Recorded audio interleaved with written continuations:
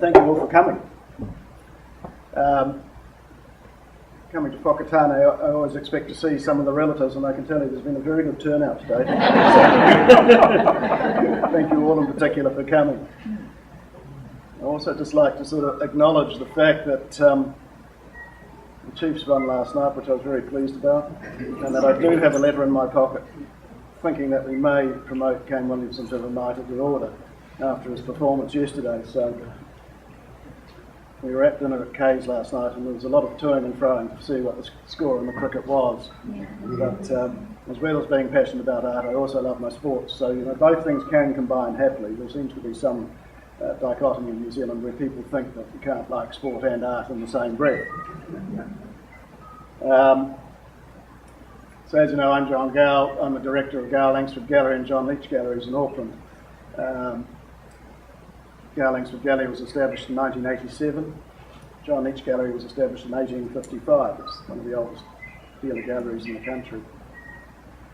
I've been involved in the galleries since 1981, so it's really about 34 years, which seems like an awfully long time.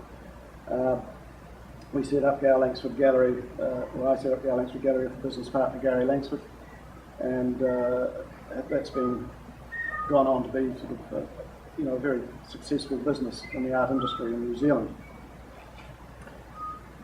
Originally we were brought up on a farm in the Waikato, in the Gow tradition of farmers. My father and mother were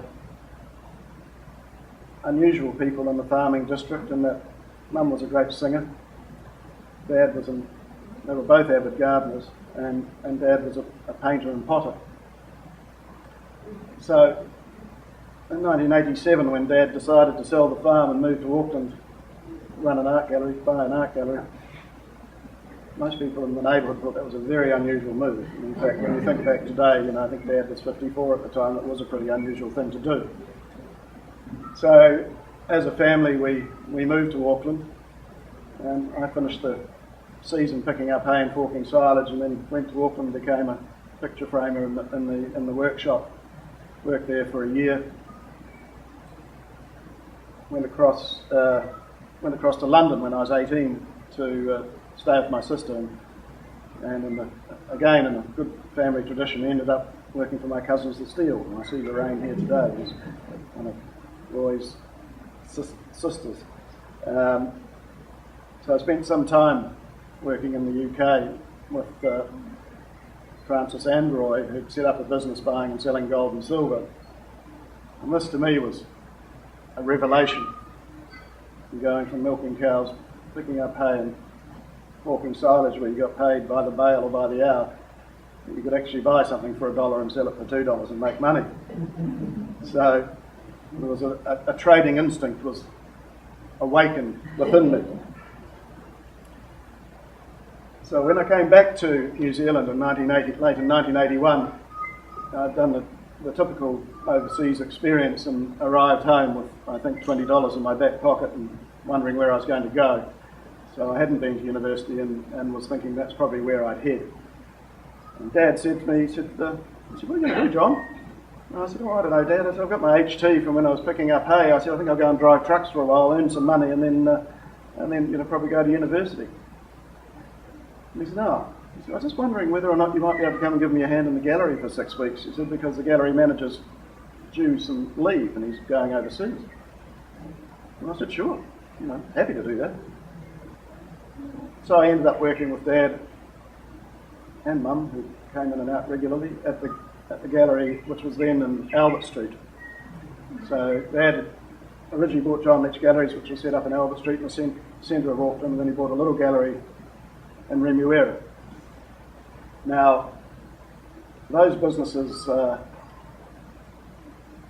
in those days, it was very difficult making money in the art business. And I worked in the city gallery for 6 weeks and watched the comings and goings, and I went out to the Remuera gallery and worked out there, and Dad had a Dutch guy running that for him. And it didn't take me long to figure out that it seemed that every second painting that was being sold in the Remuera gallery seemed to belong to him or his family or his aunt or his uncle. Anyway, after about 3 months, I was sitting down with Dad one day and he said, well, what do you think of the business? And I said, well, it's a curious business. I can't quite see how it makes money. And he said, I wouldn't mind a hand. He said, if you're interested in staying on. Well, I said, I am, Dad. I said, can you just explain how it happens? Anyway, the business equation wasn't necessarily a happy one. And having come from a reasonably sort of hand-to-mouth existence from living overseas, I said to Dad, well, this has got to change and that's got to change. We've got to get rid of the Dutchman and change the business a little so that we start making money. So, we put a few changes in place. And Dad had a fantastic eye for art and an amazing knowledge. And I think, as being part of the art business, it's very important to have this mysterious thing called an eye. Now, you only gain that through looking at paintings. And as children, we'd had a very privileged upbringing in many respects, but also from being surrounded by art all our lives. Mum and Dad bought art, they painted, they talked about art. It was just something that happened in our household. They took us to museums in Auckland and art galleries. So we were very used to and comfortable about being around the visual art world.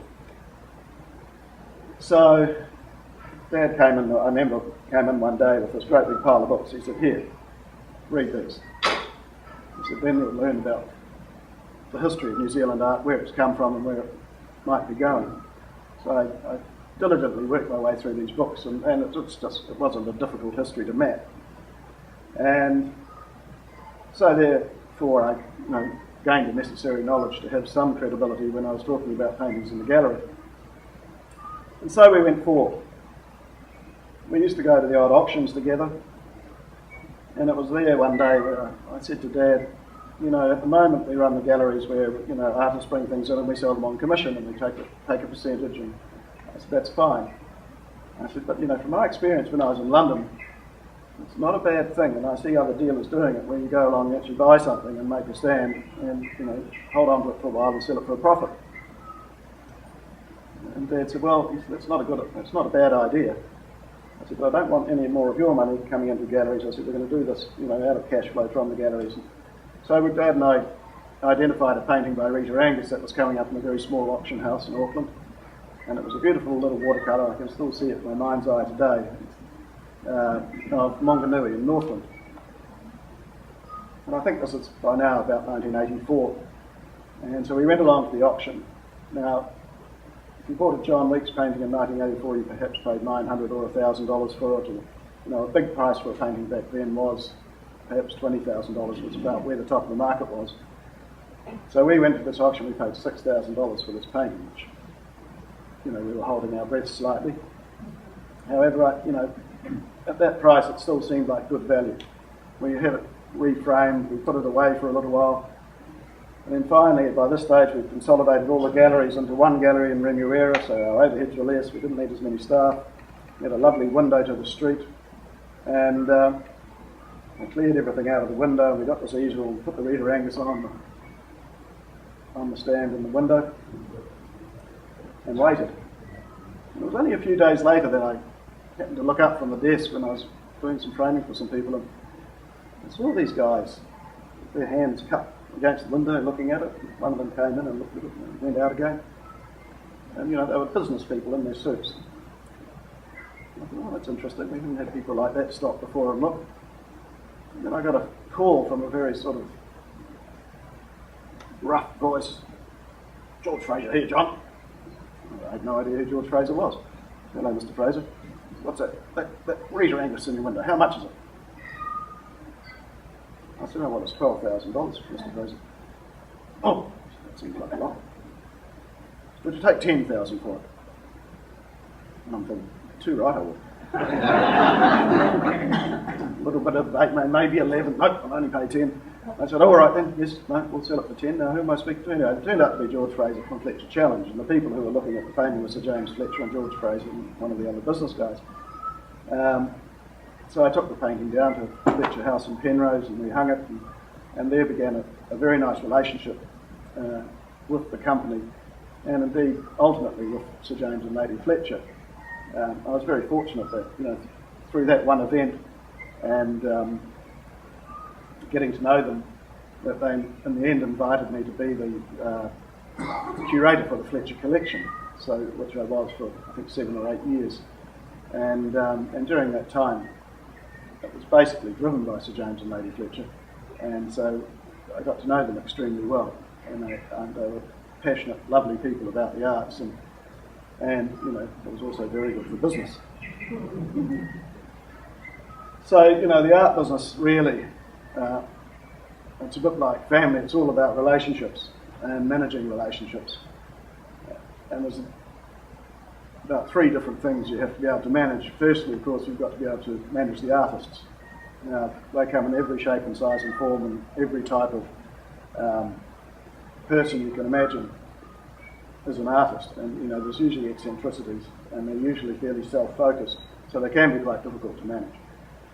When you think about the act of making a painting or being an artist, I mean, you're essentially in a studio by yourself doing exactly what you want all day. So when you come into that environment, it sets up all sorts of problems, possibly, if you're not quite diplomatic about the way you do it. So the artist relationship is one which takes a lot of managing. You then have your clients. Now, when you set your goal to be selling some of the better art in the country, you're also dealing with some of the more wealthy people. And they come with, you know, the appropriate egos attached usually. So then you've got to manage your clients. You've got to know their wants, their needs, their taste. You've got to make them feel special. You've got to make sure you pick up the phone when that painting comes in and ring them so that they get the first look at it. Otherwise, they'll get the miff and won't buy it. So you've got to manage your clients carefully. And then there's your business to manage. And I think this is the key to why we've had a moderate degree of success in the art business, is that we've always approached it as a business. I think a lot of people approach it from a hobby and then come through and struggle as a business, whereas we've always approached it as a business and run it as a business. So, you know, we've got to have our relationships right with our staff. They've got to have the right knowledge. In fact, I think all the staff we employ today, I'm horrified to see when they were born. Some of them seem to be born in the 90s now, which I struggle to relate to, but, you know, they're all 10 times more qualified than I am with their degrees and doctorates, and, you know, we certainly educate our children very well these days, and we see them coming through the gallery, and they're astonishing people. They've got to have knowledge about art, but they've got to be able to relate to people as well. So, you know, getting the right key staff is critical for your business success. So yes, so we're always managing these relationships. Of course, one of the other things we do is we do a lot of business with the trade, and so with other dealers and auction rooms. And it was probably around that time, 1984, 1985, just as I was starting to go to a lot of auctions and look at things and sort of figure out where value might be, that I was at Webb's, and there was a big folder full of these posters. And I started pulling them out, and, you know, through my reading and research and knowledge that I, you know, gained by that stage, so I was aware that, you know, these posters were the Second World War posters. They were by Henry Moore and John Piper and Keith Vaughan and that group of artists that Sir Kenneth Clark brought into the war effort to keep them as artists during the Second World War. So he invented projects for them, and one of them was making these posters. And I looked at these. There was about 20 of them in this bundle. And I looked at the estimate, and it sort of had $500 to $800 as an estimate. And I thought, these have got to be good, you know. Didn't do a lot of research around price, because back then, you know, you didn't just tap a computer to find out what knowledge is. Today, it's a lot easier to find out what things are worth. So I was at the auction, you know, ready to bid on these things, and, you know, before I could even get my hand in the air, they were at $2,000, and then finally they got knocked down at $5,500. So I sort of internally congratulated myself on recognising something that was good, and externally kicked myself for not doing a bit more research as to what they might be worth. But I looked around the room and I saw the tall guy at the back, bought them. And it's the only time I've really ever done it.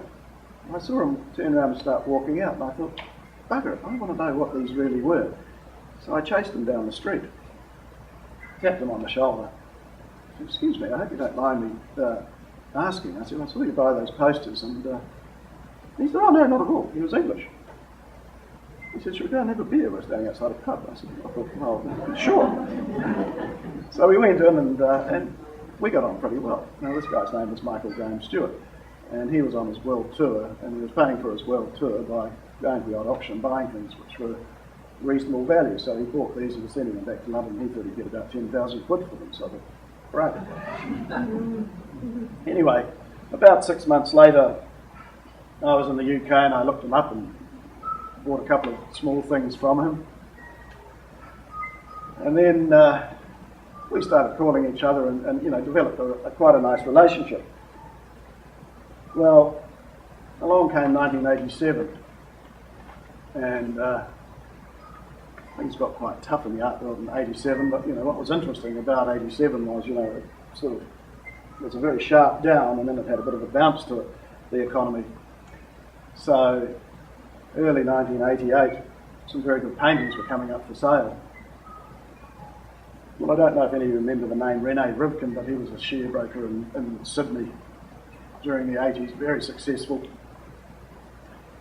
Flew around in his own plane. He came over to New Zealand and bought a very nice Francis Hodgkins oil from Dunbar Sloane for a lot of money, 100 and something thousand. Took the painting back to Sydney in his own plane. Dunbar said he had to stand outside the airport just north of Wellington and hand it over the fence to him, so he wasn't allowed on the airport. Anyway, it was a funny story about how the painting got to Sydney. Well, Rene Rivkin, spectacularly upside down in 87, and the receivers moved in and grabbed everything.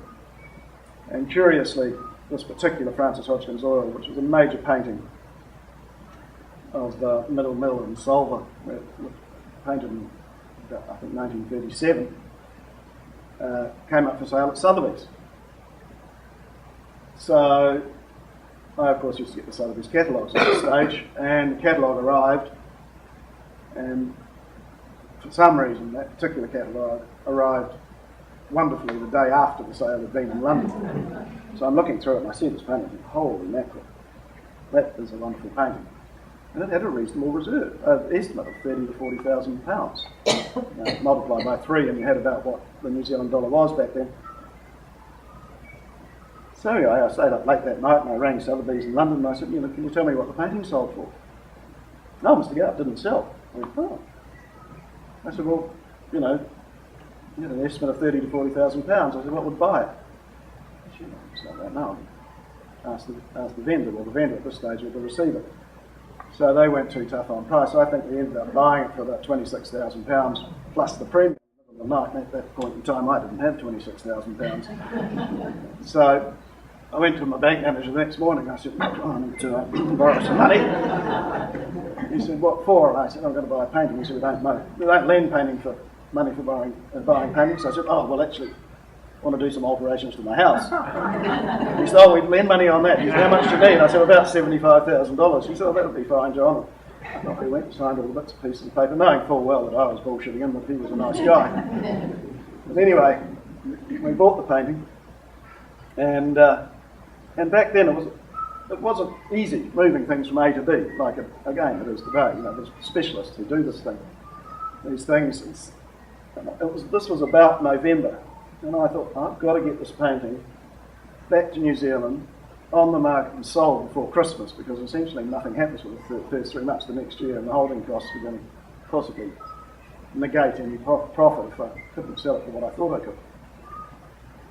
So I rang Federal Express, it was in the early years, and I said, how much do you get the painting here, and I need it in a hurry, and blah, blah, blah. And I think it was about $5,000 or $6,000, and holy mackerel. And then I was lying in bed, chewing on this problem, and I thought, oh, I know, I'll ring my mate Michael Graham Stewart. It was only back then, it was about $3,000 return to buy a ticket to London and back. So I rang Michael and I said, Michael, you want to come to New Zealand? He said, when? I said, well, tomorrow would be good. And he said, no. He said, no, I can't do that, I'm busy this week. And his wife was Nellie. Nell, "You want to go to New Zealand tomorrow?" She said, yeah. He said, "What do I have to do?" He said, "I just got to take a painting." So, sure enough, about 48 hours later, Nellie arrives at the airport with this great big package. And I whisk it off to first the restorer to get it cleaned, and then the framer to get it framed. Meanwhile, Nell stayed for a week, but it was lovely to see her. In fact, she's such a lovely lady that we ended up naming our daughter Nellie, because, it's all named by association. Anyway, I had this one client of mine who told me he wanted the Francis Hodgkins oil, and he could certainly afford it. And, by this stage, I think the painting probably owed us, just over $100,000. And I thought, on a really good day, I might get $200,000 for it, and on a bad day, I get $150,000. So I hang the painting, and I ring this guy, and I was having trouble getting him into the gallery, and finally got in, and I could tell by his body language the day he came in. I thought, this isn't good, he's not in a good headspace. And he looked at the painting, and looked at me, and looked at the painting, and said, "I hate the frame," and walked out. No, that didn't go so well. And I took the painting out of the gallery, had a little office upstairs in Remuera at the stage, and hung it up there, and I was looking at it thinking, are you going to be the death of me, or how is this going to work? So I was walking down the street, very deep in thought, back to the gallery, and I literally bumped into this guy. Just come out of the bank. I said, "Oh, Peter, hi." I said, "Hello, John." I thought, if he's got the legs to buy this painting. So I said, "I've got a fantastic thing I want to show you, Pete." So I took him upstairs. He took one look at the painting, he looked at me, he looked at the painting. He's got great taste, this guy. He said, "Oh, well, I guess it's not a BMW for Christmas, is it? You better bring it round, and I'll get my partner to have a look at it." Long and short of it, we sold the painting. Paid back the debt to the bank. It was quite funny, really. I remember the day I walked into the bank with a bottle of whiskey, because Tony liked to drink whiskey. I plumped it on his desk. This was late '88. I said, "Tony, you're a good guy." I don't think I used quite that terminology. "You're a good guy. Thanks very much. Here's a bottle of whiskey. Painting sold. Debts paid back. Made a profit." He sort of looked at me and said, "Oh, that's great, John." He said, "Except I'm going now." He said, "Because I was holding the gold court account. I'm been a scapegoat for the bank." So we lost our great bank manager to the crash as well. So '87, we set up Garlingsford Gallery. That was another sort of interesting way of a business starting. I'd been at a trade fair where we'd set up, and Gary Langsford had a booth next to me selling things like La Leek and Clarice Cliff, and we were selling paintings. Anyway, we went out and had a few drinks one night, and Gary was saying to me, he said, "We should set up a contemporary art gallery, because Sue Crockford's done it, and she's got the market completely to herself, and there's room for another dealer gallery, and you and I should do it, because we'd make good." In the haze of a late evening alcohol, I said, "Yeah, that's a terrific idea."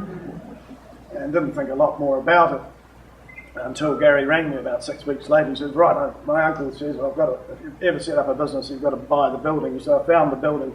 "Come and have a look. We need to find some money to buy it." So we bought this garage in Grey Lynn, which again, was sending the finances into a very thin state. We literally did it up ourselves and opened Garlingsford Gallery in August of '87, and of course the crash was in October of '87, and it was a very strong learning curve on how to run a start-up business in a pretty tough economy. But we saw our way through that, and it was amusing, as we put a lot of energy into getting the space right and getting it set up, and we're sort of getting towards the end of it. Crikey, we're going to need some artists. So we started bending our mind around who we might like to show, and Dennis Cohen, who was a very odd dealer in Auckland, had just shut his gallery, so we were able to pick up one or two of his artists. One of his artists was Alan Maddox. I don't know if you know Alan Maddox, but he basically does a series of colourful crosses on canvases. And he was having a show at the Napier Art Gallery. So I said to Gary, right, we jump in the car, go to this opening. And so we roared down to Napier, arrived just in time for the opening, and Alan was there. He drank and he smoked. He was a big Liverpudlian guy. And all these paintings that he'd just hung, and there was half a dozen that we really liked. We weren't quite sure how it worked, because it was a museum, and it seemed that the works were for sale. So We went to the painting that we thought was the best painting. We said to Alan, is that painting for sale? Oh, yes, he said. How much is it? He said, I looked at Gary and I looked at the painting and said, it's $2,000. He said, oh, yeah, we'll buy that. That was very cheap. And we worked our way around the room from the biggest, best painting to the smallest painting that was about this big. By the time we got to that painting and asked them how much it was $6,000. So we essentially bought ourselves an Alan Maddox exhibition. And again, developed a relationship which continued, and we showed Alan's work until his death, and Alan died just 2000, I think. So Gale Langsford started, and we moved premises several times, and now we've sort of been in the premises in Kitchener Street for the last, since 1994. And when the Auckland Art Gallery was being renovated, we opened another space down in Lawn Street just to separate ourselves from a building project, and that's been going along quite well as well. So we talked about relationships and what we're doing, and Michael's and my relationship, it blossomed. We did a lot of business together.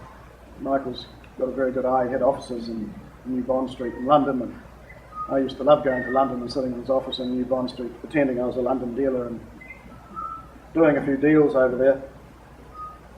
But the trip to London was quite arduous, and I found the best way to travel was to go straight there. Arrive in the morning, get on with your day, and then just into the time zone. So I arrived, and I'd spoken to Michael the night before I'd left, and he said, look, I'm not going to be in when you arrive. He said, but he lived in a great spot in Glennon Crescent in Notting Hill. He said, but the lady in the shop downstairs, ceramic shop downstairs, will have a key. Just ask her, let yourself in, have a shower, come into the office. So I do that. I'm confronted with a note on the dining table which says, this auction is at 10:30 today. I think this is a portrait of Catherine Mansfield. Check it out. So look, it's 9 o'clock. So I leap in the shower, change my clothes, grab the catalogue, and I think, right, the first thing I need is a picture of Catherine Mansfield. So I jump in the cab and I say to the taxi driver, take me to a good bookshop somewhere near the West End. Typical taxi, right, so I know exactly the spot, and off we go. I said, wait here, and I race in. I find, several books on Catherine Mansfield. I'm flicking through thinking, that's a good photo of her, buy the book. Go into Christie's, well, by this stage it's about 11:15. So the auction started. And walking into Christie's King Street, into their main auction room, it's quite an intimidating environment, and it's very formal. So I walked in, I thought, I've got to see this painting. Now normally they're on view, but of course when the auction's on, they've all been stacked out the back so they can carry them out. So I went sidled around the room and said to one of the porters, I need to see this painting so I can bid on it. So I can't do that. He said, if you don't do it, I'm not going to bid on it. He said, Anyway, between lots, he brought it out. I sort of looked at the painting, looked at the picture, thought, yeah, I think that's her. It was painted by an artist called Harold Knight, who was the husband of Dame Laura Knight, and of course they were all in the same circle as Catherine Mansfield, so it sort of made sense that it would be a portrait of Catherine Mansfield. So I bought the painting. I think it cost £3,000. It wasn't expensive. Went back to Michael's office, and we had some lunch together, and I was still sort of in a haze of just arriving. He said, all right, okay. He said, now we're going to go and view some things at Christie's South Kensington and pop into home, and then we're going out for dinner to a friend's place who's an art dealer. I said, right. And this is just an aside, really, because it was quite a funny night. We ended up, again, quite close to where Christie's was, in this loft apartment with this guy who was a fairly prominent art dealer. And I was sitting at this table. There was a Julian Schnabel plate painting at one end, there was a Picasso painting at the other, and there was a Lucio Fontana behind me. These were all very high value paintings. And there was a frigging great macaw parrot in the corner of the room. So we had a very nice dinner, which of course involved wine and dessert wines and various things. During late in the night, it must have been about midnight, I sort of was thinking, am I really here? And I look around and someone's let the macaw parrot out of the cage. I've got this bloody macaw parrot sitting on my shoulder. I'm looking at a Picasso painting and I'm thinking, I'll just slap myself and make sure this is actually reality. So going forward and on another trip to London, the interesting aside between Michael and I is that Michael in the end brought his family out. He hated living in London. He was quite an alternative guy, and he loved New Zealand. So every time they came to New Zealand, they had a fantastic time. Well, now they live here. So I was in London and Michael was in New Zealand. He still kept his office in London, so it was great. You could have a key and have a place to work from. And I took a call from him one morning, and he said, look, I've been looking through the Bonham's catalogue of Travel and Voyage, which is coming up in a couple of weeks. He said, and I think there's a painting in there that might be by one of our heroes. Now, Michael and I are sort of a bit nuts about New Zealand history, and important paintings of New Zealand history, i.e. Maori battles or troop activities in the 1840s to 1860s, they're very, very rare. Most of them are in our National Museum Te Kōputu Summer or perhaps the Alexander Turnbull Library. Very few paintings particularly ever come up. And he said, go and have a look at it. He said, just be careful. He said, don't allure Bonhams to the fact that they've miscatalogued this thing. I said, right, okay. So I was going to the auction anyway because they had a very nice Margaret Stoddart watercolour and a very nice early Francis Hodgkins watercolour of the Maori Girl. The auction wasn't on view, so I had to ring up, make an appointment to see the guy who put this sale together, and I asked to see the Hodgkins and the Stoddart. So I went into Bonhams. Now this is just off New Bond Street, and looked at the Hodgkins, looked at the Stoddart. They're both very nice paintings, and I said, look, I'm going to want to bid on these. And I said, but by the time I want to bid on them, I'll be back in New Zealand, so I'll have to organise a phone bid. And he said, we just go over there, let the ladies know at the desk. And I said, oh, by the way, I said, I've got another client who collects paintings with cannons in them, and I see this painting here, which has got a cannon on it. I suppose I could have a look at it, could I? Of course, this was a painting that, what we call in the auction world, was a sleeper. So he brings it out, and I sort of look at the front of it, and I study the cannon, and I flick it around on the back, and my goodness, on the back, here's this beautiful copper plate writing, which is quite difficult to decipher, but I'd seen this writing before. Battle of Ohio, July 1845, Major Cyprian Bridge. Turn it back round again and go, well, thanks very much, I don't think they're going to like it. I gave it back to him. So he disappeared. Actually, we put it down there and we're carrying on talking. There were people walking past. I said, well, you better shift that painting. I said, someone might stick their foot through it, So this painting had an estimate of £600 to £900 on it, and was catalogued as possibly American. And this was only 10 years ago, and so it just doesn't happen. Someone else always spots these paintings, so you have to be prepared to pay a lot of money for them. Anyway, I'm on the phone to Michael, and I said, well, you're going to have to bid on these things. He said, well, I can't. He said, I'm in the air the night of that sale. I said, I'm flying to London. And I look at my schedule. I said, oh, that's okay. That's the night I get back. I said, I can bid on them. That's. Walk out of Bonhams, walk down the street, and I bumped straight into this Australian art dealer who's a fantastic researcher and finds everything. I know what he's here for. And so this little dance went on between the two of us. I'd take him out for a drink and sort of gently probe. You found anything interesting? No, put that in your mind. Anyway, I sort of we've battled each other before, and we usually fess up. And I thought it was his job to fess up because I found it. And I don't think he knows about it. And Michael and I had lots of discussions, and we thought, right, this is probably a $200,000 painting. So we can afford to pay £38,000 to £40,000 for it, plus the 20% buyer's premium, plus you need to get it from New Zealand, everything else. We thought we could pay about 120,000 Kiwi and be reasonably safe that we could make a profit. And on a bad day, perhaps it was only $150,000 painting. So, duly I fly home. Now, the Francis Hodgkins and the Margaret Stoddart were lot 25 and 26. So they ring me and I buy both those paintings. I was pretty happy about that. It doesn't often happen. But this bloody unknown painting, which is the one I really wanted to buy, was lot 147. So, it's about 1 o'clock in the morning of lot 25 and 26, and I'm thinking, how the hell am I going to stay awake? Jet lag to hell. And I thought, I've just got to sit in this chair right beside the phone, so if I go to sleep, the phone will ring, I'll wake up. Anyway, that's exactly what happened. I pick up the phone, half asleep. The auction guy goes, right, your lot's coming up, sir, you ready to bid? I said, yeah. I said, I'll be clear. I said, okay, they've got £300 bid, £600 bid, 7 bid, 8 bid. I said, here we go, £900 bid. Yeah. Bang, thanks, you bought it. Dum, he's gone. And I'm thinking, did I just buy that painting for £900? I couldn't go to sleep. So I sat around for about an hour and I thought, sure. I rang them back and I said, no, not 1479. Tell me what it went for.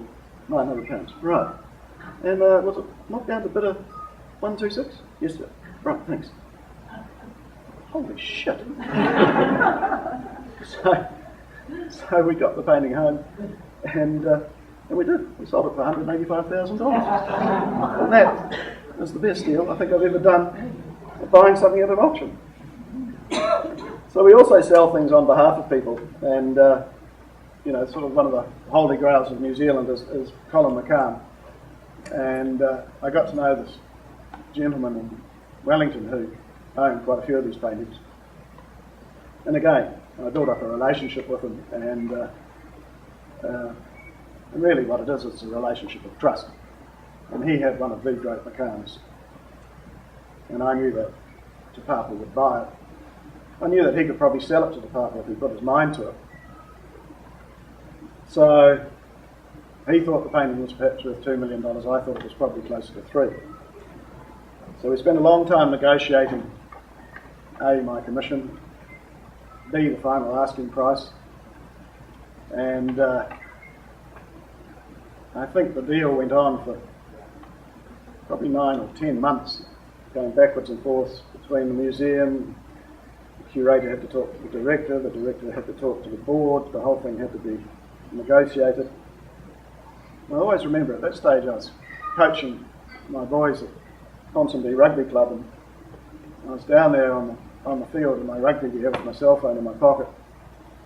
My phone went and I thought, I shouldn't really take this because I'm always telling the boys off for being distracted, but I pulled the phone out and I saw it was Te Papa's number and I knew we were getting close to doing a deal. I answered the phone, stopped myself puffing, and I hear on the phone, hello John, it's Sid in Bennington here at that stage of the director of Te Papa. I said, now this McCann, he said, what's the real price on it? I said, well, Sid, I think we've been there, as you know, we've got to $3.1 million, because we started off asking 3.5, and the vendor won't take any less. And he said, terms? And I said, well, as I've said, you've got 3 years to pay for it, so it's not too painful for the museum. Rightio then, we'll buy it. And I hung up the phone. I sort of thought, just sold a painting for $3.1 million, and all I can tell are these kids I'm coaching rugby to. So I have to go find one of the other parents and go, guess what? When you're in our business, and you're never quite sure, particularly with the advent of the mobile phone. I was telling one of the girls the other day at work, we had to photograph a painting to get an opinion of what it was worth from someone at Christie's. She came in and she took a lot of trouble taking the photograph and downloaded it and sent it through to me, and I emailed her off. Now, Priya, I think, is the same age as Jax, who's my oldest son, I think 25. She's been working for us for about a year. I said, you realise, Priya, that event that we just spent perhaps 3/4 of an hour doing used to take 5 days. She said, what? I said, to do this, to get this information, I said we had to get in somebody to photograph the painting, because you had to have a 5x4 transparency. You then had to get the transparency developed, put it in an envelope, courier it to London, which took a couple of days, get it, ring the guy in London, who'd then inevitably say, oh, can I have a photo of the back or the side or another angle or something? I mean, the whole communication highway has changed our business dramatically. But, years ago there used to be this gentlemanly agreement, regional agreement, where if you had a gallery in Auckland, you sort of took care from Taupo North. You had a gallery in Wellington, you sort of had Taupo, the Nelson Blenheim region. Christchurch, you had the rest of the South Island. And as now what happens with websites and the computer is that someone wants to buy a Michael Height painting, for example. They dial on Michael Height, up comes all the people who sell his work, and they don't really care where they buy it from. They know the artist's work and they want to buy it. So the we're changing the business model to deal with these things. And the model is quite simply the one the Americans use, that if you represent an artist, you represent that artist nationally. You can have shows in other centres, but you've got to get a percentage. Because, I mean, if you think about it, we sit in Auckland, and people are always astonished to hear how much it costs us to run our business, because you've got a lot of overheads and infrastructure running a gallery, and it's a six-figure sum every month that we spend running our business. Now you can sit in Dunedin, have the same artists, and run your business for $1,000 a month, or probably that's probably not quite true, but a few $1,000s a month. So we've had to change our model to suit what's happening in the 21st century. Auckland Art Gallery. So what we thought was, you can go and look at it at the Auckland Art Gallery, and if you see something you like, you can come and buy it at our gallery. Now that doesn't happen that often, but it does happen from time to time. And one of the examples of that was a couple of years ago when we just set up an exhibition of a New York artist who showed quite a few international artists as well as local artists, New Zealand artists, of Antonio Murado. And when we set these shows up, we put a little notice on the door saying gallery closed for installation business callers only. Anyway, we were standing at the desk and we were just pricing the show, and I looked to my left at the glass doors and I could see these 5 Chinese ladies with their hands up on the window looking through the door, and I thought, I swung over and opened the door. I said, come in and have a look, you can be the first people to see the show. Oh, first people, they say. And they ran around and they wanted to know the price, and some wanted to know the discount, discount. And anyway, there was one lady still standing in the middle of the room who was quite calm and was just sort of looking around and slightly bemused by it. And I thought, I might go and talk to her. And she stood there and pulls out a cell phone, goes into photos and starts scrolling through these photos. And she said, I like this artist, I like this artist, I like this artist. Well, she'd just been over at the Auckland Art Gallery taking photographs of all the work she liked, and she liked Gordon Walters and Colin McCann and Milan Murkosic and Len Lyon, all really good artists. And I said to her, you know what, you've got superb taste. She said, oh yeah, I buy a lot of art. I said, oh. I said, well, which one of these do you like most? She goes back, this one. I said, oh, Gordon Walters. I said, he's a very good artist and he's quite expensive. I said, you have to be prepared to pay between $300,000 and $500,000 for a good Gordon Walters. She said, didn't seem phased. So we're in the Kitchener Street Gallery and we wanted to take them down to Lawn Street. Gary took them down to Lawn Street while I picked up a couple of bags of things and organised what the other ladies had bought. And then I walked down to Lawn Street, and as I was walking into Lawn Street, I noticed these 2 people standing outside, all dressed in black. They looked like East Europeans. And I was thinking, who the hell are these people? And they had these belts on with a torch and their sort of Leatherman and their cell phone and their first aid kit. I looked at them and I thought, I reckon you guys are private security. And I looked at the Asian ladies in the gallery and looked at them and I sort of thought, right. The first thing I did was I went into the gallery and grabbed my business card and in the typical way, handed it over. So the lady that I'd been talking to scrambled around her bag and gave me her business card. We had a brief conversation. I said, look, I can get you a Gordon Walters. And I said, how do you want to do this? Are you travelling? And she said, no, she's just bought a house in Waiheke. I said, no. She said, just email me. I said, okay. So they left and I went back to the gallery and I Googled it. Up she comes, pages. Turns out she's the 18th richest woman in the world. Married to the 10th richest man. Alright, this is someone serious. And in the end, when we were getting, she was very different. She was very good at negotiating. And I rang her and she said, I said, where are you, Selena? She said, I'm in Israel. What are you doing in Israel? You were in New Zealand about 5 days ago. She said, I'm doing business. I said, no. She ended up buying the Gordon Walters for $425,000. So you just never know who's standing at your front door, and you never know what sort of business you might do with them. Now, I've talked a lot about client relationships and the importance of them. And I've had one client, the guy who bought the Francis Hodgkins oil, who's been an amazing client for my whole career. He's bought very, very good things. He's very wealthy and a hell of a nice guy, and has a terrific eye for art. I walk into his house today and his office, which is set up like an art gallery. I mean, he hasn't bought everything from me, but he certainly asked my advice on most things. And, it's a real kind of badge of honour if you can walk in and go, I'm really proud of this collection. I'm really proud of what we've created here. And he, I think, is equally as thankful as to have had advice which has led him down the road, putting together a great collection. And I was on another trip to London, and I'd heard that there was an exhibition by a very famous American sculptor called Jeff Koons on at Versailles. And I'd been to Versailles, and it's, the Chateau of Versailles, just out of Paris, is an extraordinary place. I'm sure people who have been there. They invite once a year an artist to show with it either the gardens or the palace.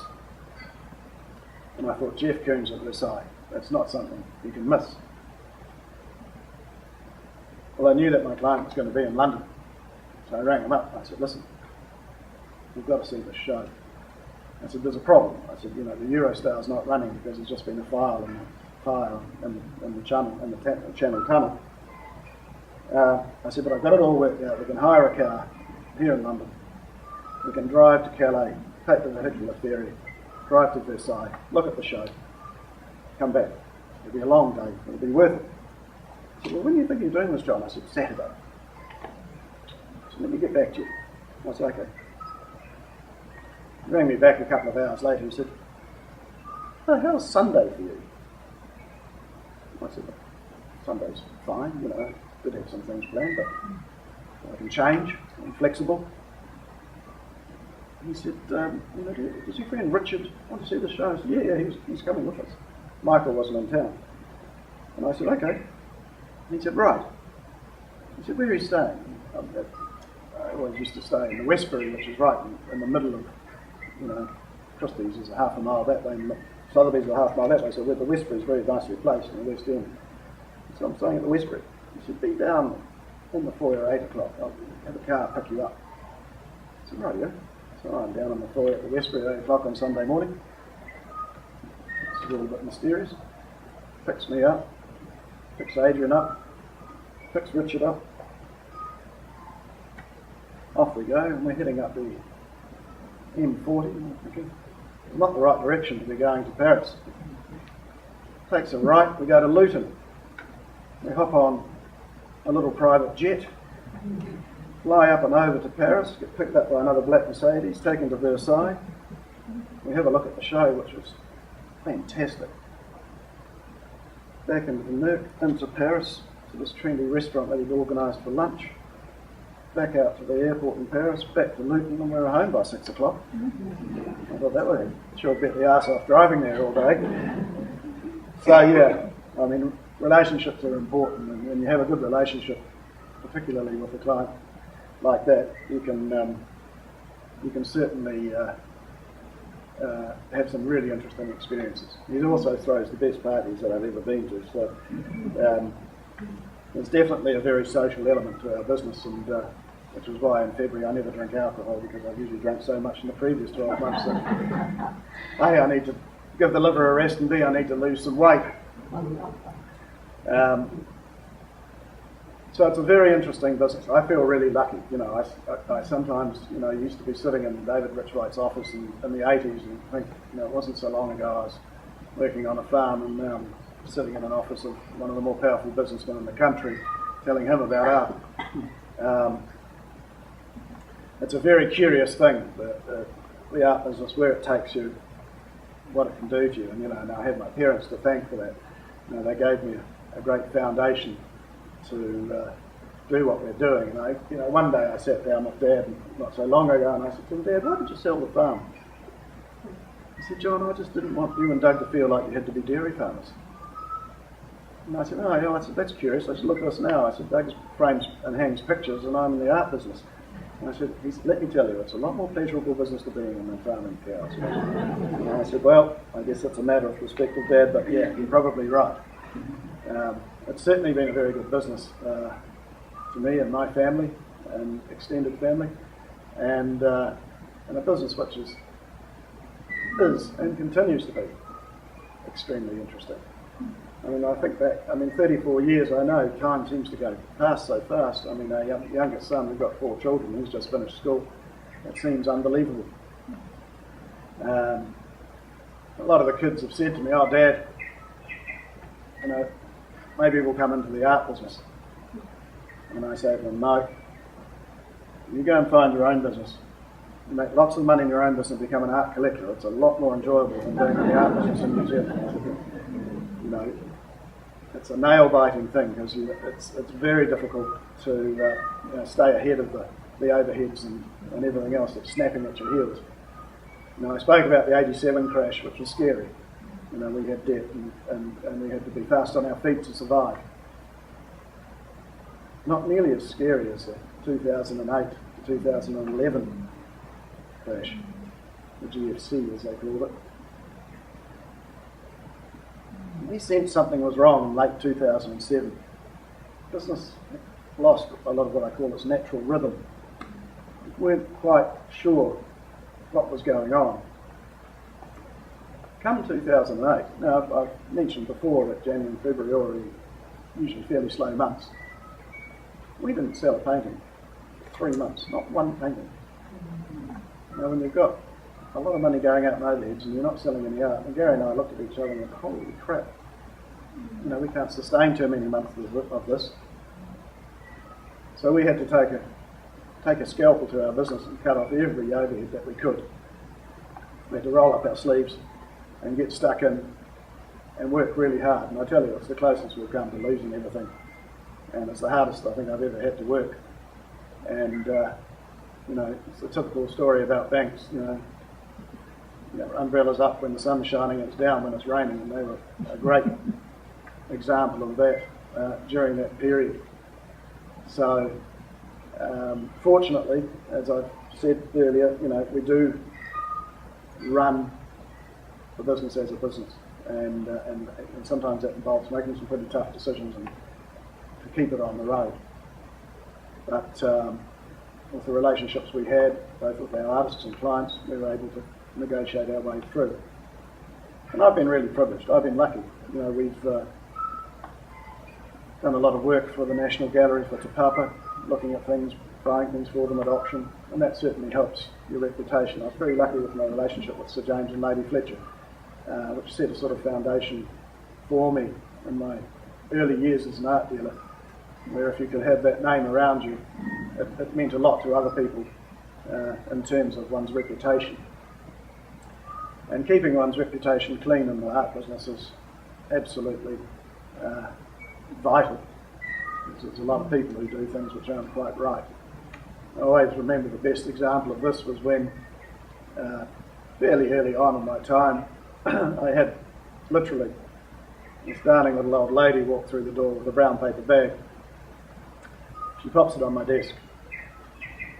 She said, I found this in the cupboard. I'm not sure what it is. And I opened it, pulled out this painting, looked at it, looked at her. And I said, it's your lucky day. She said, why is that? And again, it was. Lovely little Rita Angus watercolour. She said, what's that? And I said, well, Rita Angus is a very good artist, and this is not a bad painting though. And I said, I think, today this is probably a $20,000 artwork. And she literally had to sit down. She was so. There's other, if she'd taken it to other places, she may not have got the same response. And I think in the end we ended up giving her a cheque for about $15,000. It made a hell of a lot of difference to her and her life. We had another instance where this man came in. It was unframed watercolour. And he said, we just built this batch on Manukau heads and I found this pin to the wall. It had never been framed. And it was a Hoyt watercolour. Again, it's a $20,000 or $30,000 painting. He only paid $15,000 for the badge. so he was pretty thrilled. He was. So when people like Kay ring me and say, you know, will I come and talk at the gallery or lend some artworks for an exhibition, I'm a great believer in the yin and the yang of life, because if you don't give, you don't get. And so, you know, giving my time or lending paintings is a very easy thing to do. And it's always really pleasurable, because, you know, not only do you get to meet people who are interested in art and want to talk about paintings they may or may not have, and in this case I get to meet a lot of my old relatives that I never see very often. So this is my first visit to Whakatāne, you know, which I'm a little ashamed to say, since this institution has been put in place. And, you know, I have to say, I mean, I think this is a fantastic model for other towns of the size of Whakatāne around the country to adopt. You know, having the library, the museum and the gallery all under one roof in these fantastic spaces is very special. And I think it's a tribute to Whakatāne and the Bay of Plenty that you've got this fantastic facility. You know, this award has come a long way since when it was in the hall in the park across the way, and when I first came down, I don't know, when was it, 80 something. And, you know, I've walked around and had a look, and it is presented fantastically. And it's a very good exhibition. And I know there's always controversy about those people that put a lot, you know, there's a lot of people who don't get to show. But I think it's more important to have a quality exhibition like this than it is to try and show every single artwork that's walked through the door. I mean, the ones that haven't made it, they've got something to aspire to, and the ones that have made it can be very proud they have. And art awards are difficult things. You know, they're never easy to judge, and they're never easy to hang and install. But, you know, Kay and the team here have done a great job of putting this together. So I'm not sure how long I've talked for, but I'm very happy to open up the floor to any questions or that people might have. But I will take this opportunity just to thank Kay for inviting me down here. Thank Kay and Ross for a lovely meal that we had at their place last night and their hospitality.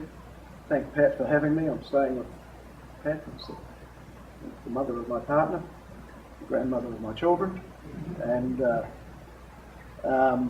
it's a pleasure to come down and you know, be in this institution and feel a part of the art world in the Bay of Plenty, particularly in Whakatāne.